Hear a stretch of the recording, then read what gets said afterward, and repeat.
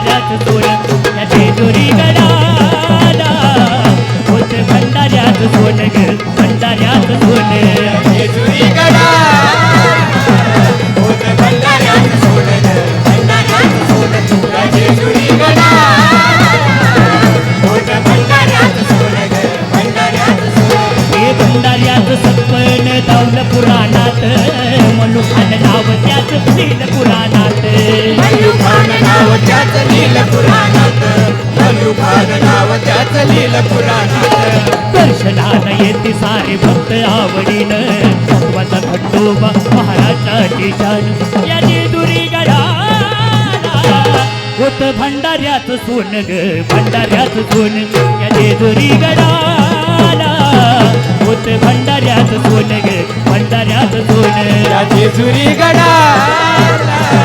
होत भंडाऱ्यात सोन ग भंडाऱ्यात सोन या जेजुरी गडाला होत भंडाऱ्यात सोन ग भंडाऱ्यात गाठी टिमडीतून तुन ग सबळ वाजलं गाठी टिमडीतून तुन ग सबळ वाजलं आणि बानू संग मल्हारी लगीन लागलं बानू संग मल्हारी लगीन लागलं गाठी टिमडीतून तुन ग सबळ वाजलं गाठी टिमडीतून तुन ग सबळ वाजलं बानू संग मल्हारी लगीन लागलं बानू संग मल्हारी लगीन लागलं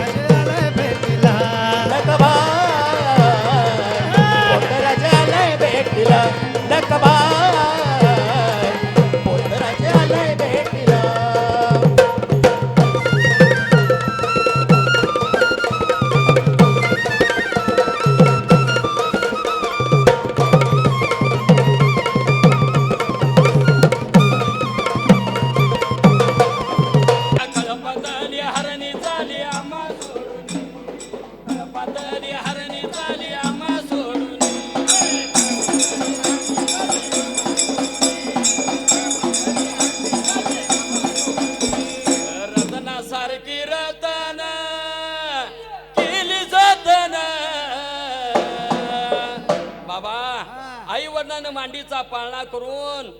लेकीचं पालन पोषण केलेलं असतंय आणि ज्या वेळेला लेक नांदाला जात्या त्या वेळेला आईला आणि वडिलाला रडू येतंय म्हणून काय म्हणलं माहित आहे रत्नासारखी रतन केली जतन आमच्या कळपातली हरणी गेली आम्हा सोडून कळपातली हरणी गेली आम्हा सोडून